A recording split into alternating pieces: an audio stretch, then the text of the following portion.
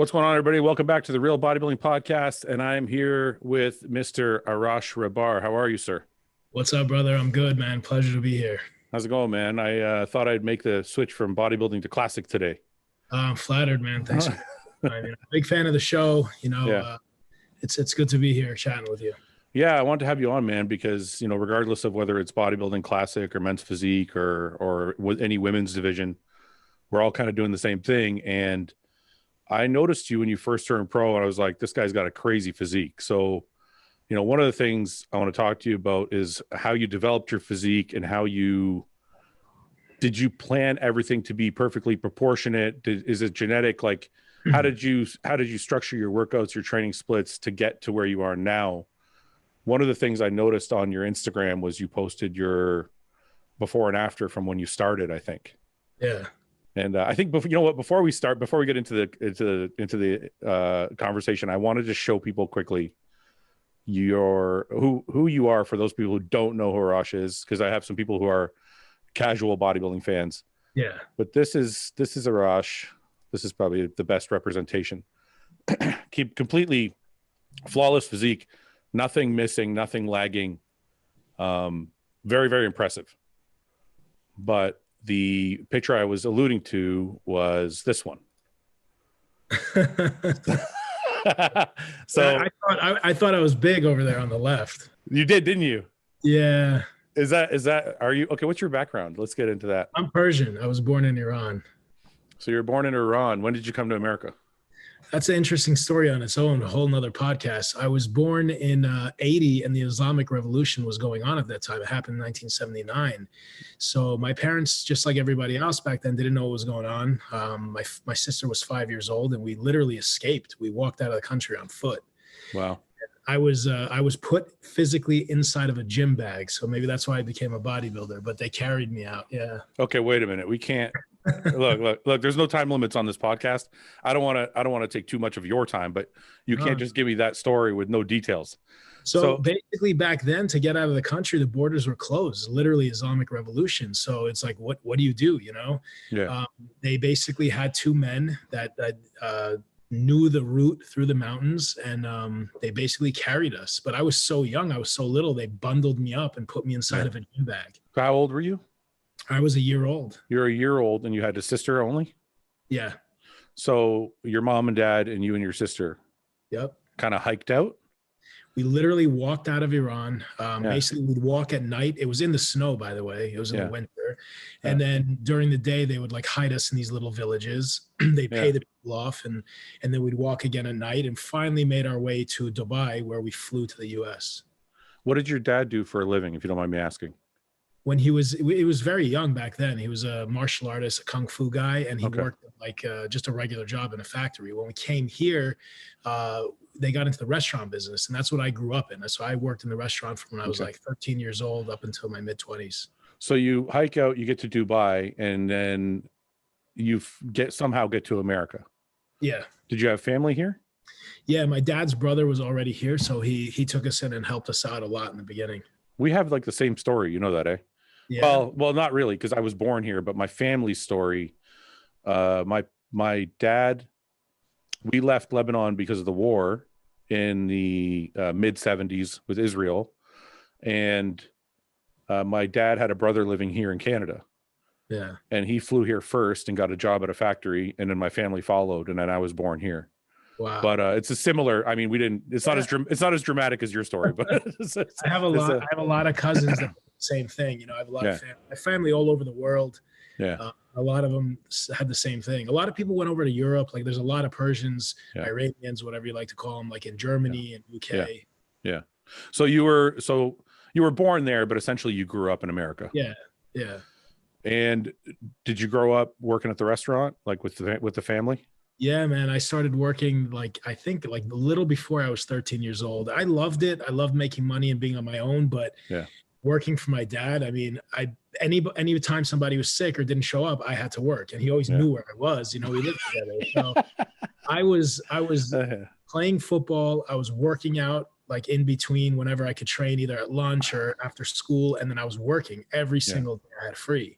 So it was tough, and we had we had a big restaurant and we had a stage. It was like a cabaret. So we had these famous Persian singers coming from California. Yeah. We had belly dancers. So Friday, Saturday nights, I'd work to 3, 4 in the morning. There was a couple of times where I literally locked up at 5, 6 in the morning. At 13 years old. At 13, I was busboying and I was working to 3, 4. But when I got older and I was running the restaurant, I'd be locking up. So it's safe to say your work ethic comes from watching your parents build the business. Yeah. We had to fight. We always fought, you know? Who you fought to survive, or fought? You guys didn't family fight or fight to survive? What do you mean? Fight to survive. Fight to survive. Okay. But was the restaurant successful? They were, you know, but it was tough. We were, you know, we never like made it, you know, my family always struggled to live where they lived for the school district, and they worked very hard. The restaurant business is tough, man. It's really, really tough. When they moved to the States, you're in New York? Yeah, we moved straight here. I lived in Cali for 2 years, like years down the line, but pretty much lived in New York. Did you live in Cali by yourself, or the family moved there? My family moved there. Okay. And then did they move to Cali first and then back to New York, or just like in between they went there? In between, we went there for 2 years, and it was a great time to go because it was before like San Diego, the economy built and stuff. My dad opened a restaurant with some of his family members there. Yeah. Persian restaurants, by the way, all kebab and all that. Yeah. Delicious. All the good stuff. Yeah. And it didn't do well, so we were forced to come back. You know, it would have worked out great if we stayed there. I always think like, how would my life be different? What would I be doing? You know, would I be bodybuilding? Would I be racing cars? Because that was like my first passion ever. Oh, we're gonna get along. I think we're like the same. Are we like we're like the same person, except I'm a little bigger. 50 pounds more muscle. Okay, so the work ethic. So now I know where the work ethic comes from. But where you said you were working out like in between. So where did the working out start and why? Well, like early on, just like a lot of guys, my dad was a kung fu instructor in Iran. So he got me into martial arts. So I started judo and different types of martial arts when I was really, really young. So I did that for 15 years. But just growing up, man, seeing like pictures of Arnold, Bruce Lee, Van Damme, even Hulk Hogan, it's like that masculinity. Like you know, in my mind at that age, I said, that's what a man is supposed to look like. So I always aspired to be muscular. And like, I think I was maybe 11 or 12. I conned my parents into getting me a couple dumbbells and barbells from the Models over here. And, you know, I just messed around at home. I didn't know what I was doing. But once I got up, I was in middle school. One of my good friends, also a Persian kid, his brother and cousins were like the captain of the football team in high school. And he played football. I didn't even know what a first down was. But he took me up to the high school, introduced me to the football coach, and we started using the weight room in the high school gym. And the football coach led us because, you know, he knew we were going to play football. So I go to high school. I'm still lifting weights. I'm becoming a little bit more muscular, but I was small. Like you saw that picture. I didn't have like that big, stocky genetics, you know? But wait, before you go on, did you think you were big in that photo? You know, no, not really, but I saw like a little dimple in my chest. I'm very hard on myself. So I never think, even at 260, I don't think I'm big, you know? Did you have any of the like bravado growing up that wore off, or were you always more of a humble person? I was always fairly humble, you know? Yeah. Okay. Unfortunately, in the earlier years, there's a lot of insecurity that made me humble, you know? Yeah. Some guys get a little bit cocky with the insecurity. I value humility. Like, you know, anytime you see somebody that has something nice or cars or money or muscles, when they're arrogant, it's just like, there's nothing to envy there, you know? Yeah. And I don't mean envy in a bad way, but look up to and aspire to be like, I don't know when or how or why, but from an early age, I always valued humility. Like, I think that's a very attractive trait to have. Yeah. So I have a couple questions. So one, was your dad into those physiques? Like when he saw, like, did your dad watch wrestling or boxing or any of those action movies with Arnold and, you know, or wrestling with Hulk Hogan? Did your dad get into that stuff too, or no? Yeah, he loved the movies. He loved the movies, the Thor, the Gladiator type of movies, but he was never like, he never aspired to be muscular. There's a couple pictures I have of my dad in a grass field with the kung fu pants and no shirt on and doing like a side roundhouse kick, and he looks exactly like Bruce Lee with a mustache and a hairy An Persian Bruce Lee. So he was thin and cut up, you know. He never lifted weights. Although lifting weights was big in Iran, he was not a bodybuilder. Yeah. Well, the reason I ask is I have my own theory about my bodybuilding career, which is my dad. I remember being young and my dad was big on watching wrestling. And he would, you know, Mr. Wonderful, Paul Orndorff would throw up the front double, and my dad loved it. I think it was almost like you as a kid, you see your dad watching that stuff, and maybe that's why you take on that role. So that's why I was asking. Maybe that's why it had something to do with it. I think so. I think so. Yeah. He was into those type of movies, and it's just that bravado, like you said, like that masculinity, Yeah. He used to spar with me at a really young age and got me into martial arts, and it's all about being tough and strong and big. Yeah. You said something about insecurity. Was the insecurity anything to do with being different, or was it being smaller, or where did the insecurity come from? For me, that's a really good question, because there's like a deep rooted for me. Mm-hmm. I wasn't smaller than the average kid by any means. I was average size. But when we came to this country, like I said, my parents, they didn't know how to speak English. They had to work and go to school. My dad slept like 3 hours for about 15 years. Yeah. So they taught me Farsi at home. So I speak fluent Farsi now, which is great. But what they said is, when he goes to school, he'll learn English. That's rough, man, because I remember I don't have a lot of memories from when I was a kid, but one memory I do have is standing in the doorway at kindergarten. And I remember looking into this classroom, and all these American kids were running back and forth and talking to each other. And I was just like, holy shit, what's going on? I didn't understand what was going on, what I was supposed to do, what they were doing. Yeah. And I didn't speak their language. So I felt very alienated. Okay. And you fast forward to high school, I was a martial artist, a football player. I was pretty much the most muscular kid, like with a nice physique. I was a popular kid, but I didn't feel like I belonged. And that feeling stuck with me till almost my whole life. Now I've definitely grown into myself and learned a lot more. I'm older, but into my 20s, it stayed with me too. So I just always. Sorry, how old are you now? I'm 40. So let me guess, you probably didn't start to feel good till like 35? Yeah. Okay, because I feel like I came into my own skin and started feeling more comfortable with myself in like my 30s, my early 30s, late 20s, early 30s. Yeah, I say that because you described my childhood too. Like coming here, I was born here, but like you're different, right? And even though I spoke the language when I got to, kindergarten or whatever, I was different from all the kids. Everybody was white, and I was the only I think there was one black kid, and it was me, and you just feel kind of out of place. So, and it was the same kind of thing you're saying is I didn't learn to feel, and I spoke fluent Arabic at home. I still do with my mom. She kind of speaks broken English. Yeah. But it took me time as well. Like the same thing. It was like till I was 25, 30, even 35, till I was like, this is who I am.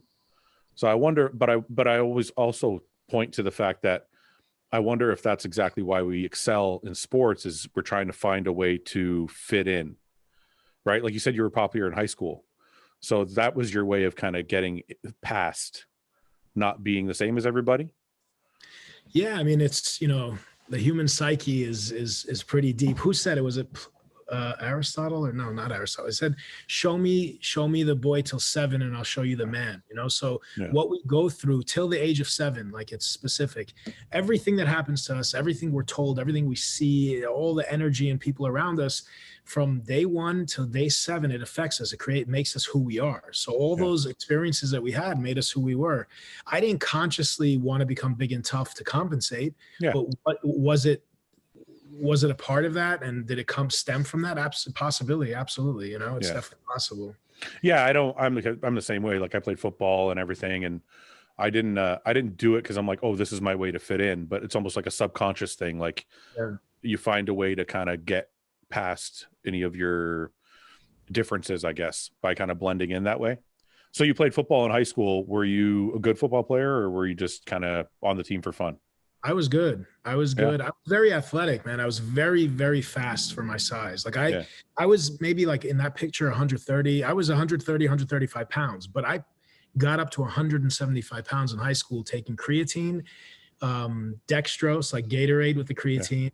First started as grape juice. And I was crazy, man. I was a psychopathic bodybuilder, like from an early age. So I was carrying a gallon of water in high school. I had my own refrigerator by the age of 16. What do you mean, at home? Yeah. So your parents were like, if you're not going to eat our food, you got to get your own fridge? No, I just didn't there was no room in the fridge. We used to go to Restaurant Depot for the restaurant, and I used to buy 40 pounds of chicken in the Okay. box. I'd take it home. I'd put saran wrap on the kitchen island, Yeah. and I'd go to work. I'd trim off the fat. I'd weigh it into Ziploc bags, and I'd put it in the freezer, you know? That's incredible, So, man. yeah. So I learned about nutrition and really, really early on. I emulated Ronnie and Dorian. That's what I wanted to be. So is that where you got your information from? You read like the Flex magazines and stuff like that, and you'd kind of try and copy the diets? I couldn't afford magazines. I was basically, back then we didn't have YouTube. We didn't have all the stuff we have now. I would rummage through forums, and Muscle Mayhem was Chad Nichols' forum. Yes. I got like 99% of my information from that forum. I studied as if I was in college. I studied bodybuilding for a solid 10 years till I could really get a grasp of things and start growing. So was football like an afterthought and really bodybuilding was your passion, or was football just as important to you? Like, were you bodybuilding for football, or were you bodybuilding because you loved it and football was also there? So I started lifting a lot more consistent and heavier for football to get bigger. Yeah. But right around that time is when I had access to a gym. So I kind of did it for football, but I did it all year round. So when football season was over, I actually got smaller because we used to run so much, and I'd stop training and I'd go right back into lifting weights. And then I actually joined the gym and it took off from there. So football, I loved football when I played it, but I didn't even literally know what a first down was until I started playing. Yeah. I just kind of played it because it looked cool and exciting, and I was able to run head first into somebody and not get in trouble. Was football done after high school, or did you go to college? No, I did go to college, but I didn't play college ball. We didn't have a big school, so I was forced to play offense and defensive line. Okay. I was fairly strong, so I got away with it, but I was not a lineman. I wasn't not the right size. Should have been a running back or fullback. Yeah. You know? So where does bodybuilding fit into all this? Where is your first competition? Where do you even start thinking about competitions? So I graduated high school. Bodybuilding is a huge part of my life. I didn't know anyone that competed. I didn't have any mentors. I did this all on my own. And I kind of went against the grain because I was the weirdo that wouldn't eat and the guy that carried the water. I didn't have any friends that did it, you know? So it wasn't easy. My parents were questioning me. Everyone was just questioning me, everything I did.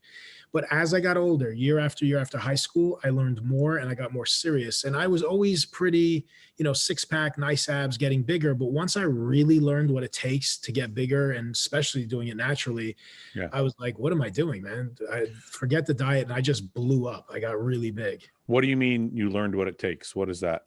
When I really figured out that you're not going to grow much staying fairly lean, staying 8%, even 9%. I realized that I need to put on size. I need to eat more, caloric surplus. And back then, we're talking about late 90s, early 2000s, bodybuilders got huge, borderline fat in the off season.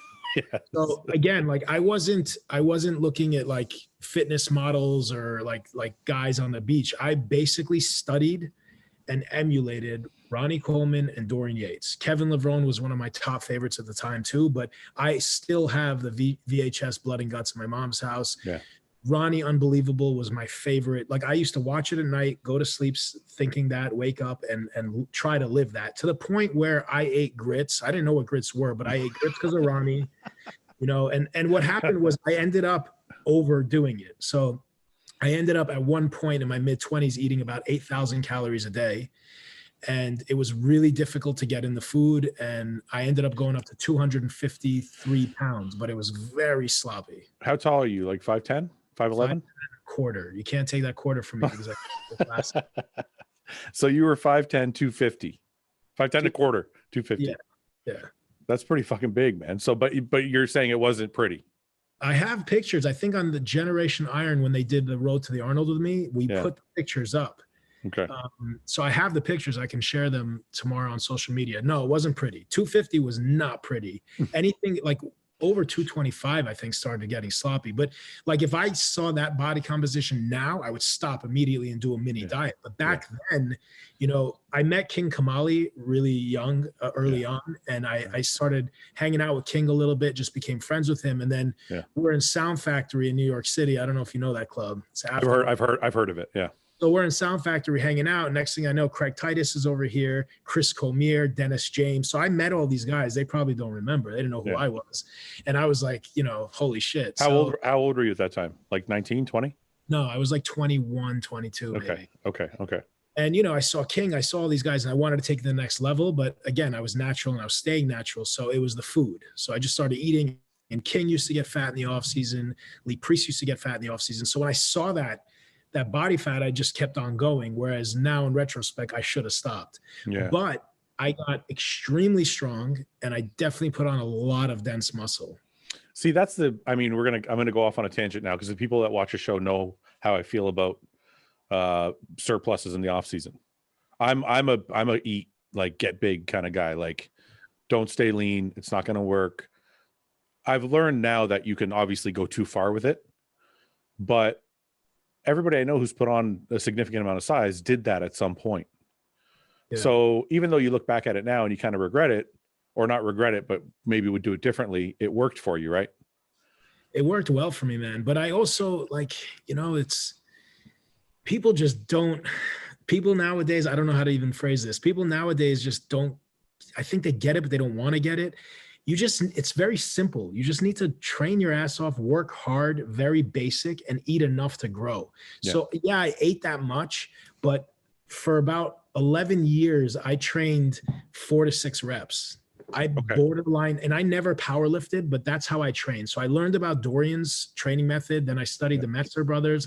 And then I learned this training method called Max OT, maximum overload training. Then I came up with my own, like, I called it blunt force trauma back then, BFT, but it's just heavy ass weight. And I didn't do anything above 6 reps for a long time. Now I can't do that now because the amount of strength that we have with my injuries, I just wouldn't be able to last. But that's what really got me big, strong, and just that mature looking muscle. But do you think, I would venture to say that if you didn't get that big in the off season, you wouldn't have been able to sustain that type of lifting? I agree. Yeah. Like, you have to have a little bit of, as bro sciencey as it sounds, you have to have a little bit of cushion, kind of, you know what I mean? And you got to just deal with it. Like nowadays, everybody, you go on Instagram and you see like everyone's shredded, eating pizza, leaning on a Ferrari. And you think that's how everyone looks all year round. Yeah. Some guys do. And some guys, you don't know their story. But at the end of the day, forget the 253, even under 253, even at 230, I didn't look like anyone looks on Instagram. Yeah, I looked impressive with clothes on, but I was soft. I didn't have any vascularity. I didn't have any muscle hardness. Anybody that looks like that at 230 pounds natural at 5'10" is lying to you. It's just it's not humanly possible. Yeah. So I wore my belt real tight with a 4XL hoodie or a 4XL t-shirt, and I looked freaky. I tried to look like Dorian. I tried to look like Ronnie when they train. And how you look really, really matters, you know, for like you guys that are listening, that you guys want to get huge and you want to get big. All this stylish clothes nowadays is real trendy and cool with the skinny legs. But if you don't look big to yourself in the mirror and you don't feel big, you're not going to get big. I can agree with that. Yeah. You know, so definitely. I used to wear like really baggy, just Champion, like $5 sweats and just get you know, blood and guts. That's how I trained. So if your passion, I mean, we're kind of skipping ahead a little bit, but if your passion was bodybuilding, I mean, obviously you followed a lot of bodybuilders, hung out with a lot of bodybuilders. Why didn't you keep going towards bodybuilding? Okay, so I technically did. I just wasn't big, you know. I bodybuilded, and I was such a perfectionist. I wanted to be the best natural bodybuilder in the world. Like a lot of people might be laughing, but that was my goal. Yeah. You know, it was the Hercules. And then as I got older, I became friends with a couple natural bodybuilders, and I would go to the gym with them, go to the shows with them, do posing with them. But I kept on putting off competing. I kept saying, I need to get this bigger. I need to get that bigger. And I kept procrastinating. Sure. And when I got to the point where I felt like I was ready, I was like, not that I was ready, but just my life allowed. I was 34 years old and I was living close to Bev's finally. So I was training at Bev's, and men's physique was really popular. And I was like, I'm not doing this. But I wasn't big enough to really, I might've won 1 or 2 NPC shows, but like at the top level or Go Pro, I was natural. I wasn't that big. Yeah. So it was either like men's physique and NPC or a natural bodybuilding show. And all my friends over here at Bev's, everyone was NPC, and men's physique was really big. So I did it. I didn't love it. It felt a little awkward for me, but I did it. And I turned pro in like 3 months. I won my first show, didn't win Team Universe to turn pro. And then I turned pro at in Pittsburgh, which is a tough show. So you turned, okay. So 1 second. So you started in men's physique at 34 years old? Yeah. So this is I'm trying to find you here. How old Oh yeah. is this? So you see the green shorts? Oh, the green, this one. That was Atlantic States. I won the overall. That was my first show ever.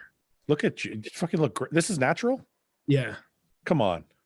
Oh, this is nothing, Fouad. If you see the next morning, I look soft and flat here. If you see the next morning at Bev's, I ate a box of Costco cookies, a bowl of pasta, and like 5 iced teas.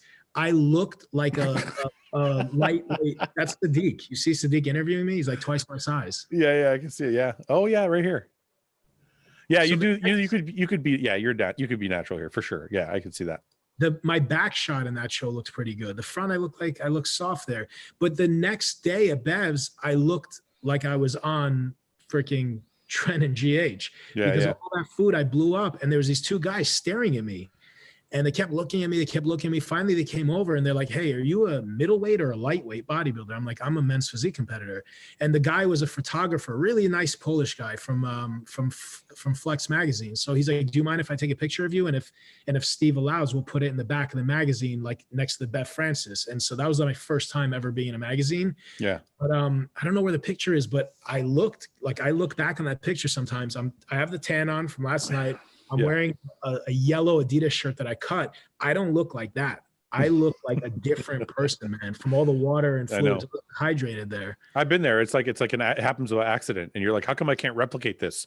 Yeah. Because it's happened to me before. I finished a show, my second show ever. I actually won. I won the overall. And then right after the show, I remember guzzling like, I don't know, a couple liters of water or like Pepsi. I can't remember what it was. And then we started taking some photos. You know, they have the backdrop backstage sometimes. We started taking photos. I look at the photos that I took like an hour. It's like maybe an hour or 2 after getting off stage. And my body looked totally different. And I'm like, why couldn't I do that an hour before? I mean, I was happy because I won anyway, but it's like sometimes you can't replicate. It's the fluid, man. That old school bodybuilding, like guys are cutting fluid like a week out slowly. I know. No one does that anymore, man. No one does that. No one shares it though. Like, I don't know why guys, they don't want to tell their secrets. Like when I'm backstage at the Olympia for the press conference, all the guys that are in the press conference are the top guys. Everyone from men's physique to open bodybuilding has a huge jug of water in their hands. No one is.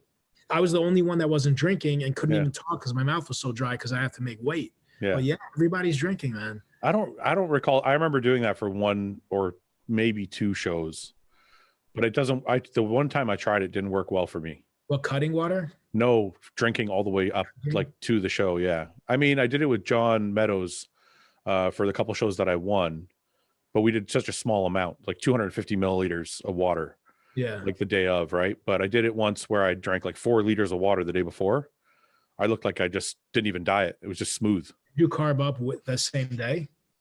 Well, I started carbing up on Wednesday, right? So, I mean, I'm sure there was something in the plan that didn't work well with it. I know a lot of guys do it. Like, you know, most of the guys I talk to now leave water in all the way up to stage, like you say.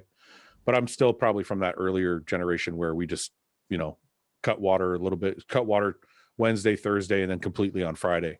Yeah. And then we'll walk on stage kind of thing. So why did you wait from 21, 22 when you're hanging out with these guys, these pros, to finally decide to compete, you know, like 14 years later? Maybe that insecurity. I don't know, man. You were one of those. I had friends like that were like really good, but they didn't think they were good enough to compete. So they'd be like, oh, next year. You know, I wanted to be what I knew that I could be. And you gotta understand, like a lot of the younger guys nowadays, you have all these different people to look up to. You have men's physique pros to look up to and fitness models. Okay. I was looking up to Kevin Levrone, Dorian Yates, and Ronnie Coleman. Yeah. Do you know what that does to you mentally? And I can't leave out Flex Wheeler and a bunch of other guys. Nasser, I love Nasser. Everybody, but those are the top guys. When you grow up looking at the top, the bodybuilders in the 90s, forget back then. I'm still not happy with my physique. Yeah, no. Well, like you see Kevin. I mean, I just was looking at a picture of Kevin the other day after he was on your show, and man, like that's when you look at that, you're very hard on yourself. So I just stayed covered up, and I just kept on training, chipping away, and it wasn't easy. You know, there was many years where I didn't have like a beach body and I didn't look good, but I guess I didn't know why I was doing it. I just knew that I had to be doing this. Did your family, you said you were the weird person kind of growing up that was the only one that was into it. Were your mom or dad or your sister, were they like, what are you doing? Like, this is ridiculous. You know, my mom and sister are they're very, very supportive. So is my dad. They're always very supportive. So they always were by my side, whatever I wanted to do. But my dad and mom definitely questioned it when I was really young, especially with the vitamins, the supplements. They were like, what are these powders? You know, in their Persian accent, you could get it from fruit and vegetables. I was like, no, you can't, you know. I got that too. And, you know, my dad, like, again, he wasn't a bodybuilder, so he didn't love when I got super heavy, you know? Yeah. And then when you're dieting, which I didn't do much, I dieted in high school a couple of times and got as lean as I could. After that, in my 20s, I was just big all the time. But, you know, they don't, you know, the extreme, massive, bloated, eating everything, and then like sunken in face, eating like a bird, you know, that scares people. So when you're 34 and you decide to compete, and then did you win that show? Sorry, I didn't know if you won that show, you said. I won overall that first show, Atlantic States. So were you hooked at that point? Because of my back. What? Yeah, I saw that back shot. There's not a good one, but the insertions are really good. Yeah. Were you at that point, were you hooked? You're like, this is what I want to do after you won? I was hooked. I loved like winning and being on stage, but I didn't know what I was going to do because I didn't love men's physique. Okay. You know, I had respect for it. And I was like, you know what? I'm a bodybuilder. Like when I got off that stage, I was curling 60-pound dumbbells. I looked small, but I was strong and I was lifting heavy. I never changed my style of training. Yeah. I just wasn't big back then. So I didn't really know what I was going to do or how I was going to go about it. Mm-hmm. So when did Classic start? When was the first year for Classic? So that was 2014. I turned pro. Yeah. I competed one more year, 2015, which was a weird year for me. I did 3 pro shows in men's physique. I didn't do bad. And then they announced Classic. How did you do in those pro shows? So I did first show was Pittsburgh Pro. I just kind of looked soft. I got like 11th or 12th. And you're still doing things natural at this point? In the first men's physique show, no, but I was on no injectables. Okay. So I did Anavar, Arimidex, and Proviron. It wasn't the smartest thing, but sure, that's what I was told to do. So there's a huge difference in my physique there if you see it. I'll see if I can find it. Keep talking. I was actually sharing my blood work with somebody recently because I've been having some issues the past few years, and I gave him 8 years of blood work. And he saw the 2014 blood work. Just for my own files, I went and got blood work 2 weeks before I turned pro, and my test was like 200 after 6 months of dieting naturally. So it just disappeared? Completely disappeared. If you diet naturally and you don't diet intellectually with the good healthy fats, your testosterone level will plummet. So for you guys out there, you know, over dieting and killing yourself. Okay, lead me the way here. Where are we? This is your first show. What's this? So first show, that is New York Pro as a pro. So that's probably about 10 pounds of muscle, or maybe less, maybe 7 pounds of muscle. So that's my the second pro show. So what I did before that was Pittsburgh Pro. Yeah. Then this is no longer natural. This is no longer natural. That's so you went no injectables. Yeah. So you went from this guy to this guy. So there's there's definitely a change. And then after this, where did you did 2 more or one more? I did Pittsburgh before that. That New York Pro, I was top 5. And then I did Puerto Rico after that. And I got second and I didn't qualify for the Olympia. Okay. So then the next year they start Classic. And those 3 pictures that you saw of like the men's physique and the Classic in between with the big trunks was my first Classic show, which was a Pittsburgh Pro. Okay. So we'll go back to the pictures in a minute. I just want to ask you, so when you see Classic come on board, are you ecstatic? You're like, this is made for me kind of thing? Oh, I did a backflip. Yeah. Because I didn't know what I was going to do, man. Like I wasn't really willing to take, the thing about anabolics with me is I always wanted to look like Ronnie and Dorian and Kevin. So I knew I had to do that to get to that level, but I kind of just wanted to get as far as I could naturally. And I wanted to have a reason to do it. And I didn't really want to do it for men's physique. And that's why I refrained for men's physique. I just took a tiny amount. Yeah. So Classic comes about and you're like, this is perfect. This is made for me. Yeah. And then that was your choice right away. Is anybody coaching you at this time? Like, who's your coach at this time? Anybody? No. So up until this point, it was just me and one of my friends that was just helping me out and just figuring it out. And I knew I knew nutrition pretty well, and I was trying to learn my body, but I didn't know what I know now. So once I decided to go classic, I was like, I'm not messing around, I'm taking this seriously. I started researching all the coaches and listening to them speak, and I decided on Chris Aceto. Okay. Are you still with Chris Aceto? I'm not. You're not. Okay. How long did you work with Chris? 2016, we did Pittsburgh together and won, did New York together, won, did the Olympia and got second. Wow. And then 2017, I only did the Olympia and I got fourth. I fell back after that second. So it was a fourth or fifth. I think it was fourth. So what? Okay. So how many, you've done the Olympia, what, 4 or 5 times? 16, 17, 18, and 19, 4. I sat out this year. Why did you sit out this year? Well, we could get to that later on. Well, we can fast forward. So you found classic and you're obviously doing really well. Where did you place in 19? In 19, I placed 8th. I think it was my best all around physique and it was my worst placing. How do you place 8? Listen, I'm not trying to blow you up or anything, man. I'm not, I try not to do that. I mean, but I'm just being completely honest. Like, you have an amazing physique. So how does, share this again? Like, how does this take 8th? Okay. So I feel like we should do another podcast, but why? that's 2016. Okay. So I'm small here. Like, if you look at, I don't want to go into too much detail, but if you guys look at Pittsburgh Pro and New York Pro 2016, and then you look at this guy, I'm like twice the size. And that's all because of hydration. Okay. I basically weighed in on Thursday and I competed right there on Saturday. So I look like I'm twice the size of the New York Pro. Okay. When I won, I beat Dareem Charles for Pittsburgh and New York. I look like a shrimp. Yeah. Yeah.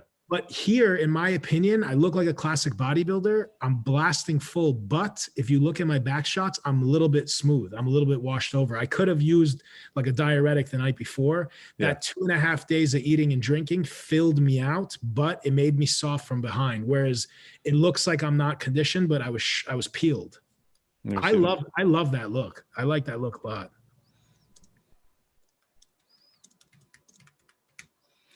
Let's see. You had a back shot somewhere.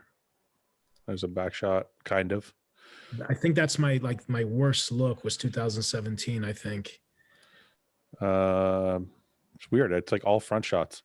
Yeah. It doesn't matter. Anyway, the point is, so you go on. What I'm wondering is, how did you go from 2nd to 4th to 8th in 2019? Is it something you did, or is the competition getting stiffer, or what is changing in the 4 years? The competition got stiffer, but no, I wasn't good. I've never till this day.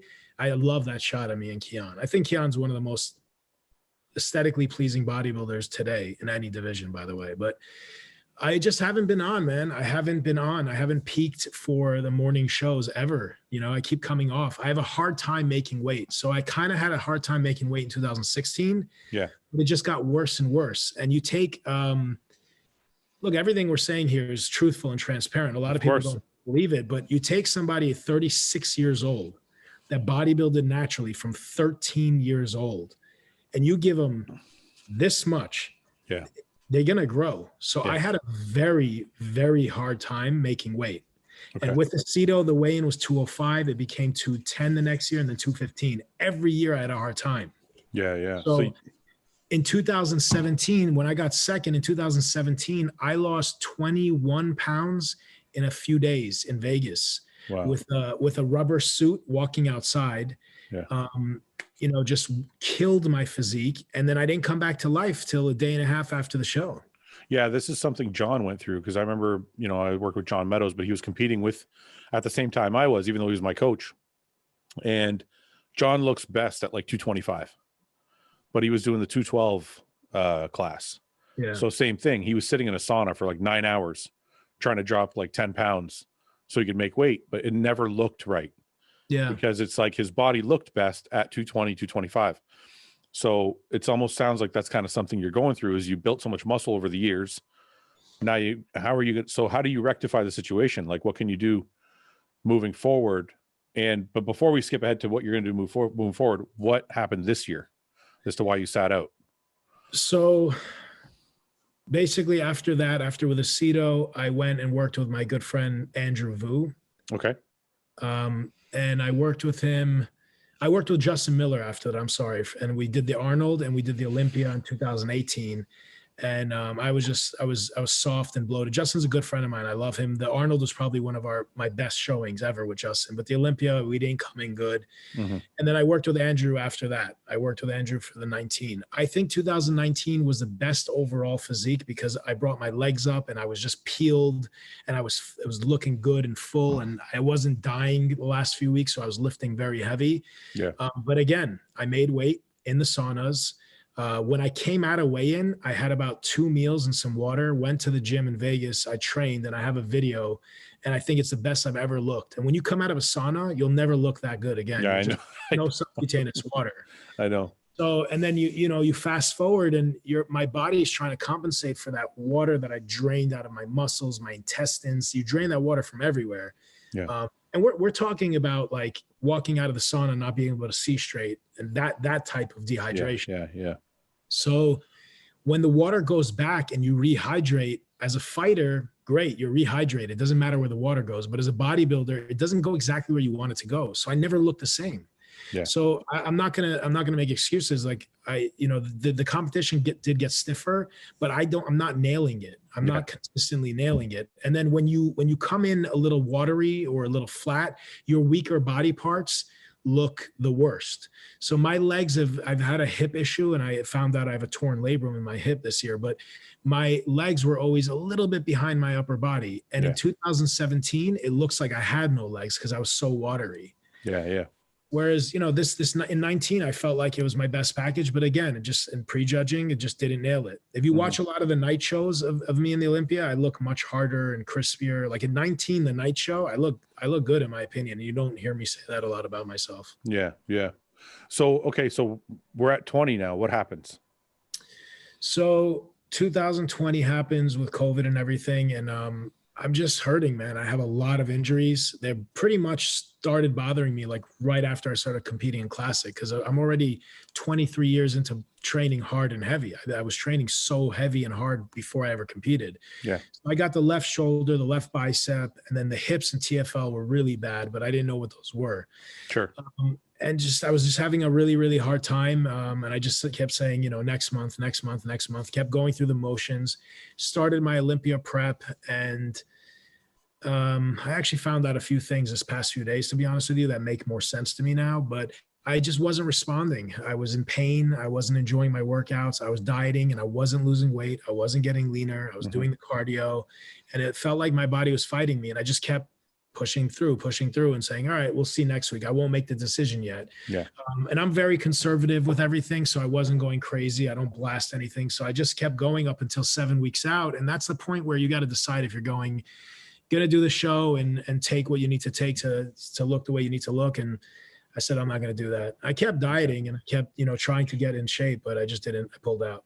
Did you find out, you said you found something out in the last couple of days. Do you mind talking about what that is? Did you find out why your body's fighting you? I shared my blood work with somebody that I met and I shared it 8 years back to 2014. Yeah. And he mentioned that he saw signs of like my thyroid being off. Okay. And again, I haven't spoken about anybody about this and I haven't mentioned to anybody. I'm literally going back on Tuesday to get blood work. My mom does have Hashimoto's. I can't even fathom because I've always been very healthy. We don't really have anything except for my mom having Hashimoto's, anything in our family. What exactly is Hashimoto's for those that don't? I don't know exactly what Hashimoto's is either. What exactly? I don't know that much about it, but it's a thyroid deficiency. Okay. So a lot of people that have Hashimoto's, they take T3 or T4 combo for one or the other. So the interesting thing was when bodybuilders get sick, everyone blames it on bodybuilding and if they're taking anything, but there were signs of it in 2014 when I got that blood work when I was natural. Yeah. That's what kind of frightened me, Yeah. So now when I look back and think about it, and I called Andrew, it kind of makes sense because I get conditioned. I get pretty lean, but I'm not Skeletor. I'm not that guy that you can see like his freaking rib cage through his back. Yeah. Why aren't I? I do not mess around. Like I never cheat on my diets. I train hard and heavy. I do my cardio. And if you saw my diets for these Olympias that we're talking about, you would cry for me. I'm starving myself to get in condition. But I don't think that necessarily means something's wrong with you because I mean, there's lots of guys I could point to. Like, look at Akeem Williams. Akeem Williams looks like he diets his ass off. He's shredded. His quads are peeled. His glutes are peeled, but his back still has a little bit of thickness on it. Like, it doesn't get completely shredded. So it's like, is it possible that there's nothing really wrong with you, and maybe it's just a genetic thing that it takes you just a little bit more, or maybe you can't get that paper thin skin? Maybe the paper thin skin, that's definitely a possibility. But look, if my T3 or T4 levels are off with blood work. Yeah.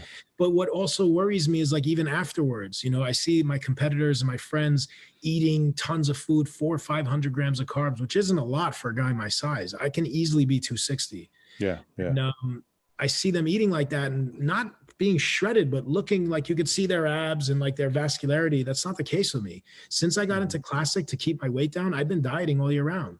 At 235, like a few weeks ago, I have a ton of pictures that I did for my app, my fitness app. Yeah. Yeah. You know, I look pretty good. I'm eating 100 grams of carbs. Yeah. Yeah. Wow. That tells me there's something off. And then besides that, I don't want to just talk about, you know, problems, but besides that, I'm tired all the time and I have a lot of pain.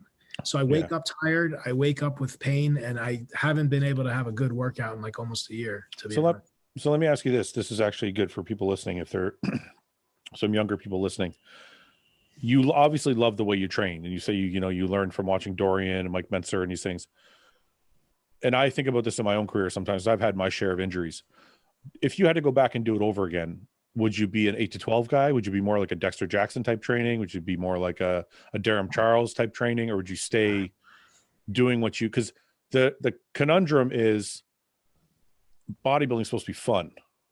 That's why we love it, right? You have a passion for something. And if you have a passion for lifting in the 4 to 6 rep range, you don't want to go in there and lift for 10 to 12. But if somebody told you, hey, when you're 40 or when you're 35, whatever, you're going to be a lot healthier, what would you tell that kid coming up? Hey, I know you love this, but do it this way. Or would you say, do what you love? Ultimately, it doesn't matter what I say. You got to do what you love. That being said, the human body is frail, man. I mean, secretaries have arthritis. There's not one athlete on this planet that doesn't have injuries and aches and pains. So to answer your question, if I went back, would I have done 8 to 12? No. And if I did, would I have ever gotten to where I did? Would I be able to win that show naturally? I don't know. Maybe not. Yeah. But there were times, I was never an ego lifter, but there were times where I didn't have to go that heavy. You know what I mean? Yeah. Like I was doing 60-pound side laterals and no one was even matching me. And then I did 80s. I didn't need to do the 80s. And I did them. It looked like I did them good. You know, I was curling 80-pound dumbbells for a solid 10 reps on each arm. It wasn't necessary. Yeah. So, you know, I didn't need to do that. Hey, babe. So, that I would say, you know, park the ego, don't go too crazy, but if you're the type of guy, you're going to push yourself and you're going to go all in. I mean, that builds a lot of dense muscle, and I say, so be it. You know, the newest medical studies, you know, doctors like Brad Schoenfeld show that 30% of 1 rep max, guys training at 30% of 1 rep max, which is very light, builds just as much muscle as training at 80% of 1 rep max. But we're never going to train with 30% of 1 rep max, because that means we're going to have to do 50 reps. I'll fall asleep with a bar over my head. And also it's you know, hyperplasia, like it doesn't stick the way that dense muscle fiber does. I agree. But Dexter training the way he does, Dexter started training that way when he got older. He never trained like Ronnie, and neither did Flex, but they did lift heavy in the beginning years, you know? And I also think that it's not fair for a lot of guys to compare themselves to these guys, because, you know, Flex looked at a weight, he grew, he picked it up. Before he curled it, he grew. And then when he curled it, he blew up, you know? So I got you. No, you're 100% right. I just always have to ask the question, because I have this debate in my own mind time and time again, because I always like to lift heavy as well.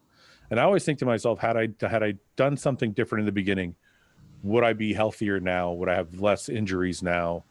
But then would it have been as fun? And I have to love, like, there's part of bodybuilding that's more of a passion than anything. So, I couldn't tell somebody not to do what they love either. So it's kind of, we're in the same boat that way. But moving forward, so are you competing this year? Have you figured things out? Do you plan on getting back on stage? So I'm planning on competing. I want to compete and be on stage 2021. It didn't feel right not being on stage, to be honest with you. But I got to just make sure my health is good. Like this shoulder, I just came from physical therapy earlier, and this shoulder and bicep is really killing me. The hip is killing me. So it's really tough. I'm not one to really talk about these things. This is literally the first time I'm talking about it to anyone or on camera, but I like to share once I'm better, but when I'm going through it, it's difficult. So it's tough because sometimes you don't know where to look. I'm tired. I have aches and pains, and my injuries, they're not that bad. I don't think, like, if you get an MRI, any bodybuilder gets an MRI, it's going to show tears everywhere. Of course. Yeah.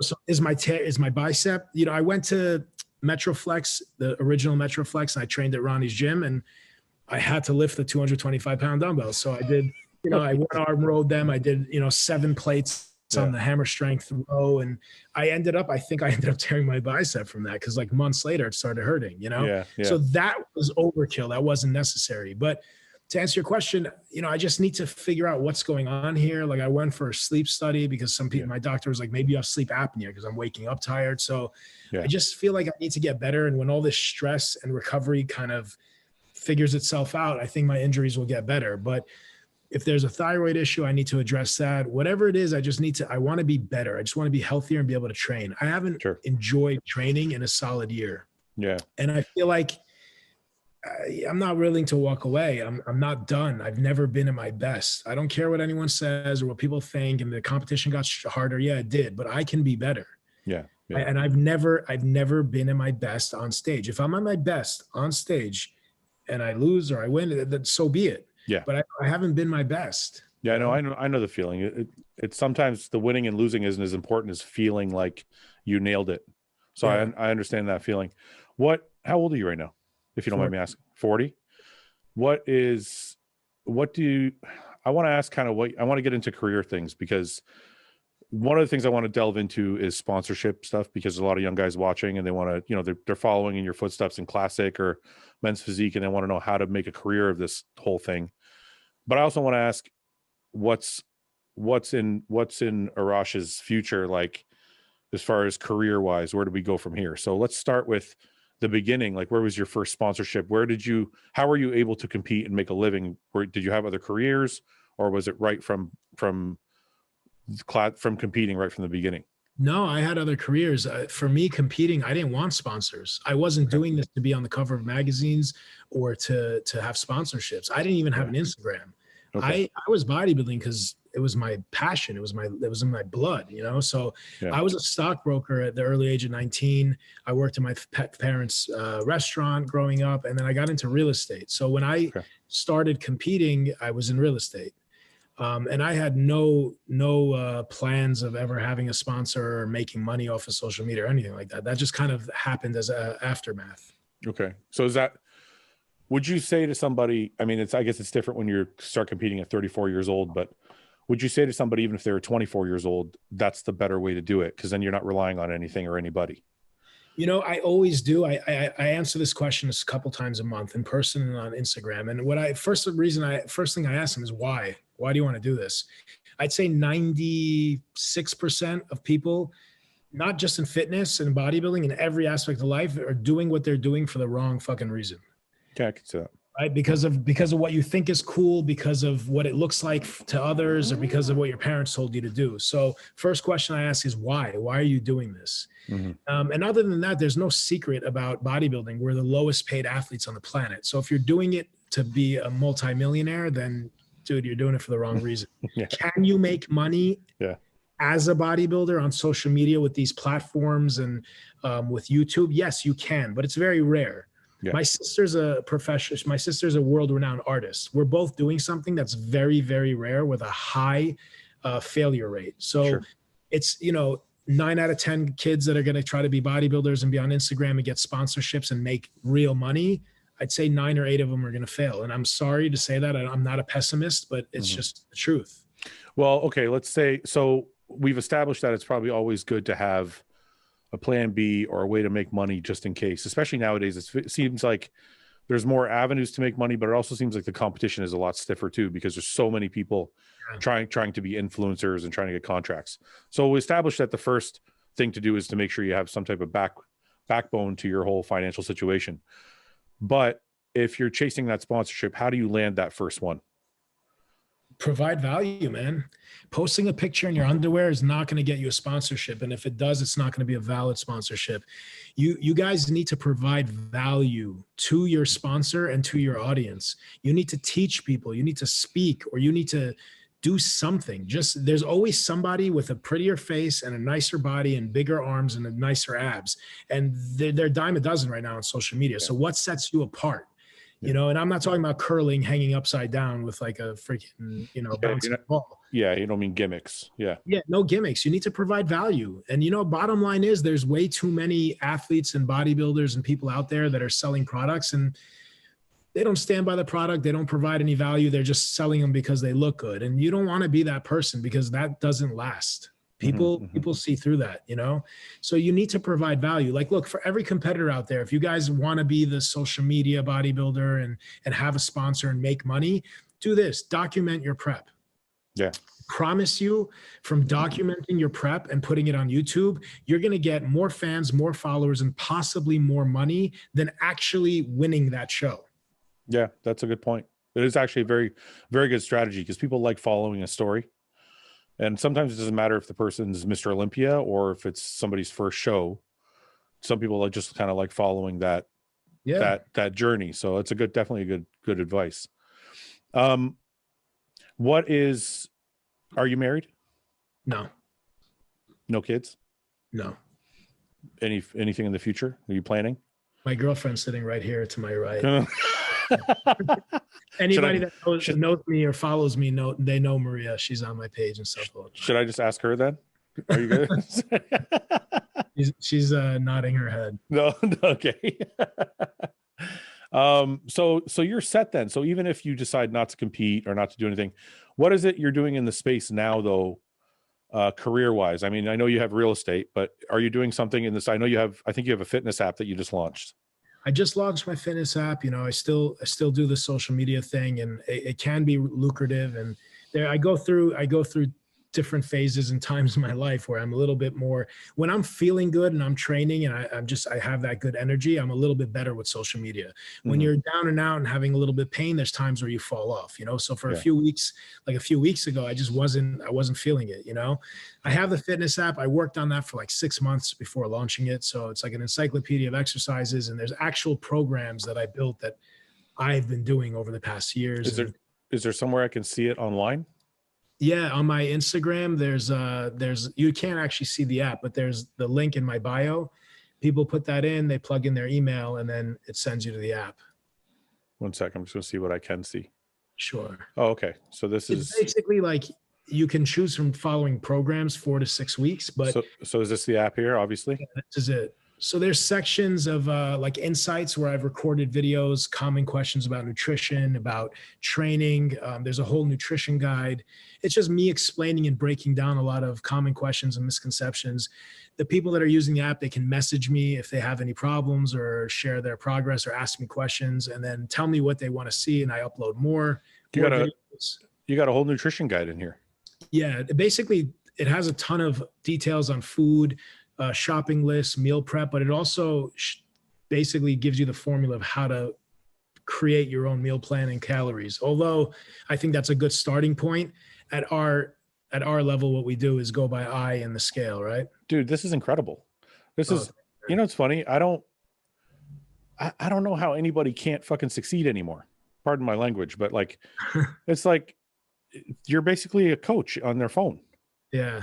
You know what I mean? Like, how can they not, like you just said, coming up, you couldn't afford magazines, and you had to kind of just get word of mouth from this guy or that guy, or kind of learn your own thing and figure it out. Now it's like, there's so much available to them. And I don't know, how much does the app cost?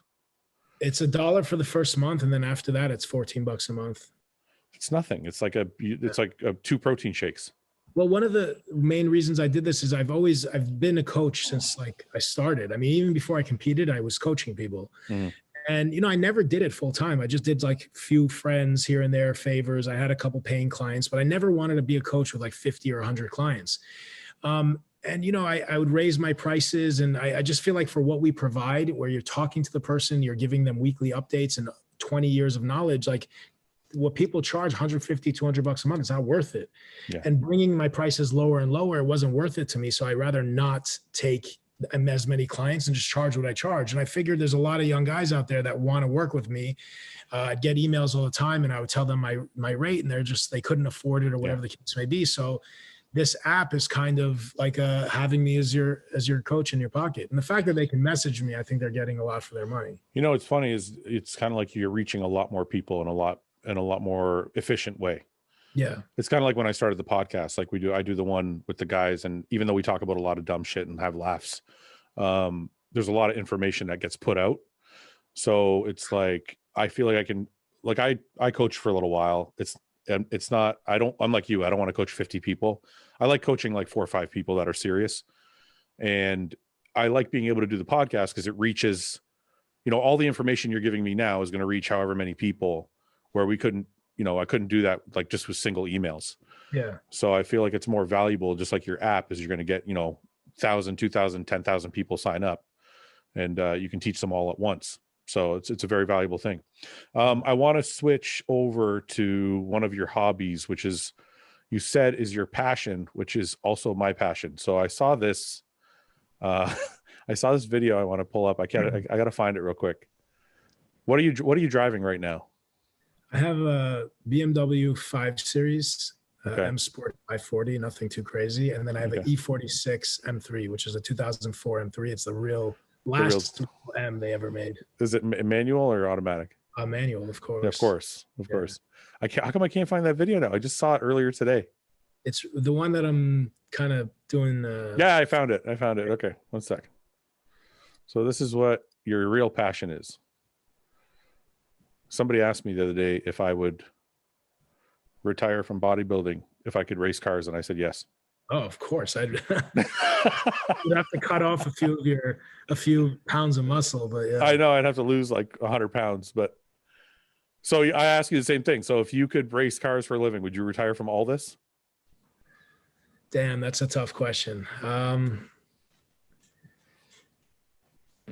You know, maybe after this year.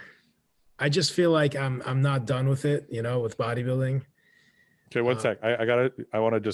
This was actually a good cardio analogy.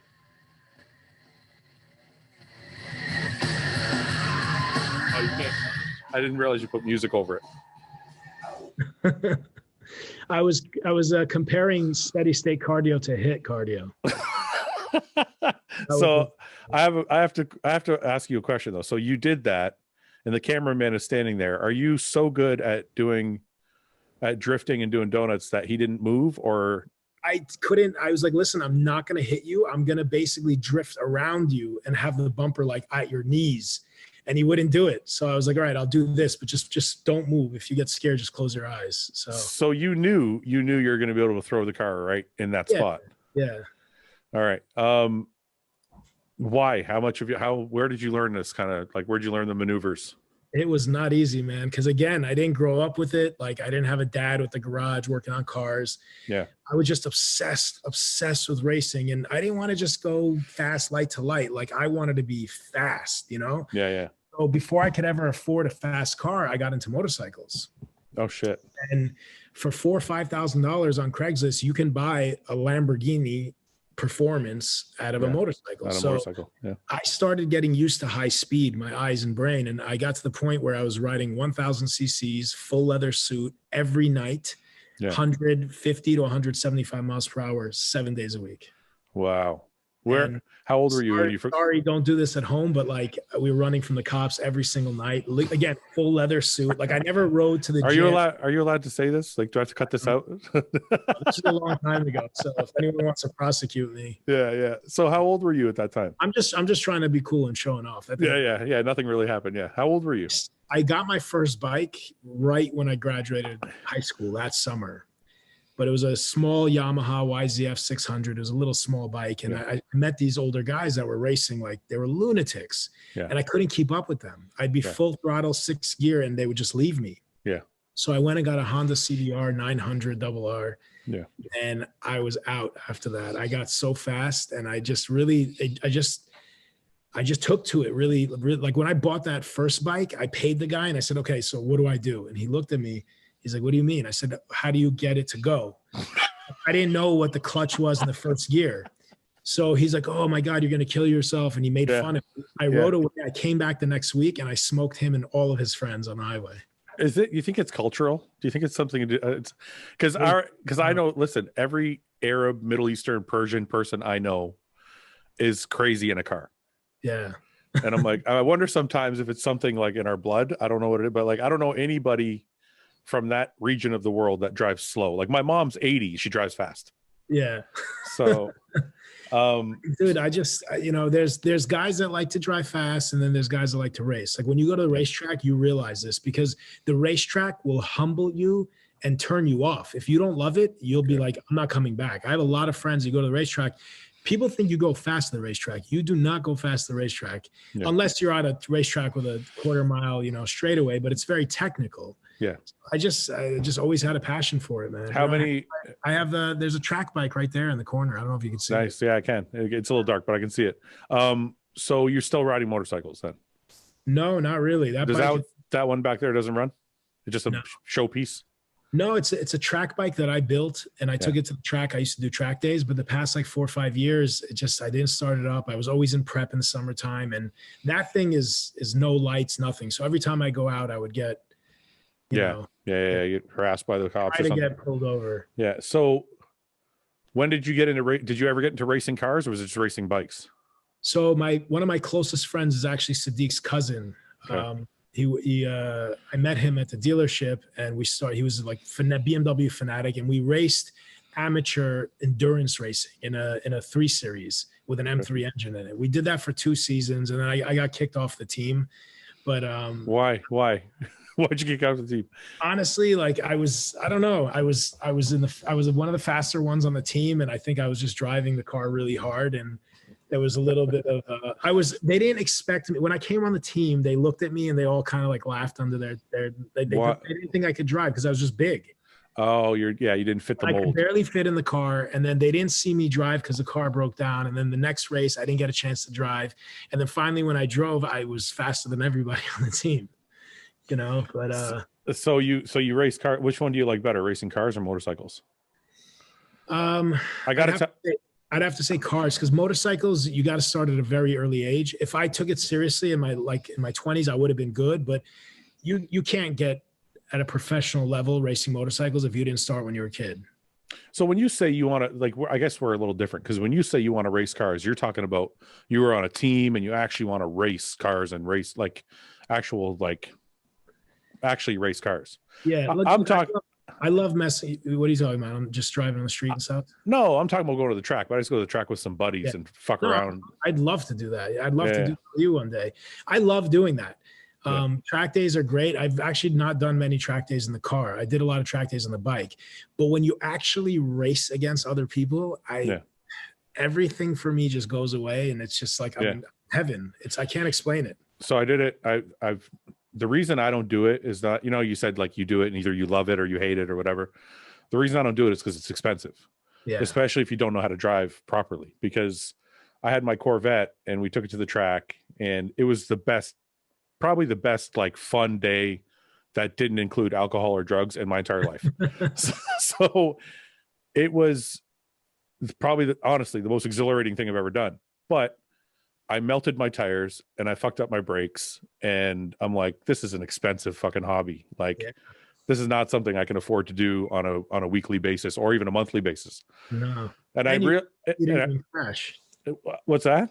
And you didn't crash. No, I didn't crash. But the thing is, I realize now why, because I show up to the track and I'm in like my favorite car. It's like my Corvette, and it's expensive and I can't afford to replace it. But I show up to the track and these guys are in like older BMWs or like Mazda Miatas or like just cars they can dick around in, right? And they have roll bars on them, and they have the seats ripped out, and like the whole bit. And I'm like, this is going to be easy. But then I realized why they're doing that, because they're not wasting like really expensive cars. They have hobby cars that they go to the track with, and that way they destroy them and they don't care. Yeah. So anyway, it's a fascinating world, but I don't know how I would get into it and still be able to retain any amount of money. possibly. You would have to get like a really old car that's cheap. And look, the bottom line is you're going to crash. If you don't crash, you're not getting better and you're not pushing yourself. There's no top pro racer that hasn't crashed 24 times. Have you crashed a car or a bike? Absolutely. Yeah. You've dumped a bike? So to answer your question from a few minutes ago, the way I learned how to do that in cars, I didn't have cars that were good. I had like a front wheel drive Nissan Altima from like 1990. Anytime it would rain or snow, I would go out and I would lose control with an e-brake, get into a slide, and then learn how to control it. Get out of it. I would hit the sidewalks. I would hit the curbs. I'd make sure nobody was around, but I would slide too hard and hit the curbs. I would break axles, break wheels. And in New York by Shea Stadium, we used to have this junkyard where like there's these mechanics and they fix shit for cheap. So I would literally go put the car in a lift and zip tie the bumper back and like change the wheels and whatever I needed to do. It was cheap. So that's really how I learned. So I crashed a lot of cars. The first like high-end car I had was an E55 Mercedes. It was a supercharged V8, 469 horsepower. It was the fastest sedan in the world at the time. Yeah. I drifted it straight into a tree. I'm sorry. I drifted it right into a tree. And then I had the M5s. I had the V10 naturally aspirated M5. I didn't crash that. And I had the F10 M5, the twin turbo V8. I didn't crash that, but it got totaled. It took water into the motor. So you've always been a European sedan guy? Is that what I'm gathering? I have love for everything. Most guys that are Beamer guys don't like anything else. I respect all cars. Yeah. I would probably, if I could afford it, I'd have a long, big garage. But BMW, I think, is a phenomenal car. Yeah. I like Porsche. I think they're great cars. The new American cars are something else, like the Mustang, the Corvette. What you're getting for your money, the best bang for the buck. What you're getting for your money is phenomenal. Okay, let's do this. What's your top 3? And you can pick any genre of car, like whether it's a truck or a sedan or an exotic, but you have to pick 3 different ones. So what's your top 3 favorite vehicles if you could have 3 of your choice? I can't even answer that. I know, but you might think of a better one like after, but let's just say first thing at the top of your head, what comes up? For like track car and just like maneuvering and having a weapon, I would say Porsche GT3. Okay. For awesome, like supercar, driving hard too, but not like a full-blown race car. I've always been a Ferrari guy, but I don't know if I'd say Ferrari or like. What Ferrari? Like a LaFerrari or like a SF90? LaFerrari, I would love one. But, not the GT cars. Like I think the new Ferrari is the F8. Yeah. So that's nice. Yeah, my cousin had a couple of 488s, 458s. I drove them. Pretty impressive cars. So something from that caliber. Either like I like the McLarens too a lot, but I don't love turbo lag, and I hear they're very laggy. So I don't know, the 720. I drove a 720, and what's the other one? The 650 LT. They're, I don't know, man. I didn't feel any lag. Like the 720, man. I mean, obviously, look, you have a lot more experience racing than I do, so you would probably feel something that I didn't. Yeah. But it was probably the fastest car I've ever driven. Like the 720, it was like, it felt like I was driving a motorcycle. Wow. Like we put a sport mode and we found a long strip where I could just kind of give it. And I couldn't keep up with the paddles. Like it was like just click, click, click, click, click. So anyway, it was just, yeah. But okay, so you have McLaren or Ferrari, which one?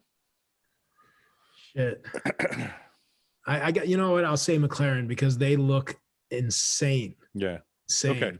So you have a third choice. What's your third choice? You have a track car. You have an exotic. What's your third choice? Like a daily driver? Yeah, I guess. Yeah. If I was going to go with electric, because that's fair to throw this in here. I never liked electric cars, but that new Porsche, that new sedan electric car. Oh, the Taycan. The Taycan. Yeah. Sorry, go ahead. I was on the highway like a month and a half ago, and I see this rocket ship up ahead about a quarter mile. Yeah. And as I get closer and closer, I'm like, is that a Porsche AMA race car? Is that a race car? Like I thought it was a Porsche race car, GT3. Yeah. And it was a Taycan, and it was in black. And I was like staring at this guy. It looked like a missile. Yeah. It was unreal. I just met up with my brother-in-law and his friend. His friend owns one. And I don't know if the number is accurate, but I'm like, what's the 0 to 60 on this? Because I know electrics are just insane, right? He's like 2.3 seconds. I'm like, 2.3 seconds. That's like faster than most motorcycles. The new Tesla Roadster, I think, is 1.9. 1.9. Yeah. I was talking to Juan Morel. Actually, I've been talking to him every day about cars, but we were talking about it, the new Roadster Tesla. But I hear the Teslas are not reliable, and the fit and finish on Teslas aren't that great. For me, it's the look. I mean, look, even if the Tesla is 0.4 seconds faster, the Porsche looks just like a work of art. Tesla's like plastic, man. Yeah, you know? Yeah. The Porsche looks like it's honestly a work of art. So that's your daily. I guess I'm just throwing that in there. I mean, right now, if you ask me, like, I don't even know if I like electric cars. I've never driven one. That takeoff, the way they take off, like it's like an RC car, like a remote control car. Yeah, it's quite impressive. Well, yeah, because you get all the torque, like just in a click. Yeah. I think I might go with an M5 for my daily. Yeah, I just ordered when I blew the motor on my M5, the new M5 was out, and I was like, I didn't know if I wanted to get it. I didn't fall in love with it. It was expensive. It was like $150,000. The all-wheel drive Beamer is just another level, man. Mine was the last rear-wheel drive. Yeah. And I had the carbon ceramic brakes on them. It was a really nice car, and I didn't want to tune because there was more than enough power. And I'm a driver. I'm not a horsepower guy. Yeah. But right before I took in water and totaled the car, I told my buddy Dennis, I said, you know what? I want to get a tune on this because BMW turbos, they deliver so much torque, and the power delivery wasn't nice. So I'd get the car sideways. And again, if somebody was, better skills than me, they could probably do it. But I get the car sideways, and when I get off the throttle to feather it and hold it, the torque would cut out. Okay. So I didn't like it. I think there's way too much. Whereas like the Ferrari twin turbo V8, 600-700 horsepower, the way that it's manageable is they call it crescendo. I think I'm pronouncing it right. They give you the torque slowly through the rev range. Okay. So it's got to be manageable. So when you say manageable, your judgment of a car is how easily you can slide it. Yeah. Or coming out of a turn. Like if you come out of a turn in that McLaren, and you give a little bit too much gas, your tires aren't sticky enough, you're gonna wrap around a tree. Yeah. The scary thing is my V10. I'm sorry to interrupt. No, that's okay. My V10 M5 was the best engine I ever owned in my life. It was a V10 500 horsepower naturally aspirated. Today, if you want to get a naturally aspirated V10, the only car out is the Lamborghini Huracan. If not, you got to get a Viper. So that car had no torque. It would scream and then I'd go sideways. It would scream and it would make power. Whereas the new M5s, you don't even hear anything and you're facing the tree already because it's all the torque. The car didn't even rest. I was sideways at like 2,500 RPM. I don't buy my cars to slide them, so I just want to go really fast. Listen, a friend of mine had a BMW M5, a 2019, I think, or a 2020, I don't remember, but they did a small tune on it, and all of a sudden it was 800 horse. Easy. Okay, I raced them in a McLaren 650 I think it's a 650. I think it's a 650 LT. I think that's what it's called. I was in the BMW. He was in the McLaren. I fucking dusted him without even I was pulling away like he wasn't even moving. It was, so the speed, I fell in love right away. I'm like, this car has everything. It's luxury. Yeah. It's functional. It's big enough for like guys like us, but it's a rocket ship. So I was like, the 2021 BMW M5 is probably my daily. Yeah. Or I also like Mercedes AMG GT, the 4-door. Oh, that car is crazy. That car is gorgeous, unique. It's rare and it's very fast. Yeah. Look, Mercedes, because of, remember the Black Series AMGs? Yeah. Yep. So that trickled down from Mercedes's race team, and then the technology in the Black Series trickled down into regular AMGs. AMGs are gorgeous. They're a little bit more flashy than BMW. I love them. They're beautiful. And Mercedes has come a long way with their handling, because before they handled like shit, and BMW was the handler. Yeah. But if you're looking at Mercedes, BMW, and Audi, like for anyone out there listening, if you're like more of a driver, BMW is hard to beat, man. Even the regular BMWs, like my 5 Series right now is a 540 M Sport. It's not an M5, but I drive that car like a Ferrari, and it stays with me, man. But that's still like 450 horse, isn't it? Or 400 horse or something like that. I think it is. It's a single twin scroll turbo inline six. Yeah. It's an amazing engine, but it's not very fast. But you know what's interesting about that engine? BMW is known for their inline sixes. Yeah. It's such an amazing engine. The new Toyota Supra has that BMW inline in it. Yeah. We just turned a bodybuilding podcast into a car podcast for the last half an hour. I apologize. So the M5 has a twin turbo V8. It's 600 something horsepower. They make an M550. That's all-wheel drive M550. But this year, for whatever reason, it got a bigger horsepower jump than any other car. Yeah, it jumps to 523 horsepower, and I ordered that, so I should be getting that soon. Nice. I love those cars, man. I just think they're very well built, very well put together. But I was looking at an Audi RS7 too. It's expensive too. They're more expensive. Well, same price. I mean, the M5 is, they're both around 150, so they're both expensive. Here in Canada, I don't know in the US. I always remember Audi's a little bit more expensive. Audi's fit and finish is bar none. It's incredible. Mm-hmm. It's a really, really good car. I think that RS is very, very heavy, but so is the new M5, but it's probably heavier. Yeah. BMWs, one of the reasons that you smoke that McLaren besides the tune, BMWs are always, always, always underrated. Yeah. And whenever they come out, the guys, the reviewers take them and dyno them. You mean underrated, like the numbers that they put up? Yeah. Whatever horsepower number you read on a BMW, add like 15% to it. Really, eh? Yeah. Well, it felt like it, man. I'll tell you that. So, I don't know. I have the weird thing is I like raw cars too. Like I have a Jeep Trackhawk, which is not in the realm luxury wise of obviously any of the three cars we just mentioned. But there's something about that just muscle car feeling also. And you're not going to put a Jeep sideways either. So if you want, it's not going to work for you. but when I'm just like, when I'm leaving a light, I can just, and it's big and it's big inside. It's like, so there's so many, when somebody says pick three cars, I know how you felt. You're like, well, there's so many. Yeah. Right. So anyway, listen, before you go, I always like to give everybody a chance to kind of give out a last message or if you want to promote or thank anybody or anything like that, man. I just want to give you a minute to kind of say what you want to say. Yeah. Well, I'd like to thank everyone listening, everyone watching. The bodybuilding fans, what you guys have to understand is you guys are bodybuilding, figuratively, literally. Without you guys out there watching us right now, watching us on stage, cheering us on, we wouldn't have a stage to stand on, So I always, I'm very appreciative of the fans, and they basically allow me to do what I do. Tomorrow, if there wasn't a stage, I'd still be doing this and training and eating, but to be up there and to be able to be on that Olympia stage and be one of the top bodybuilders in the world is truly a blessing. And it's an amazing feeling to be able to share with everybody. So I thank you guys for watching, for supporting us, and just being there, and allowing us to have this stage and this setting to do what we love.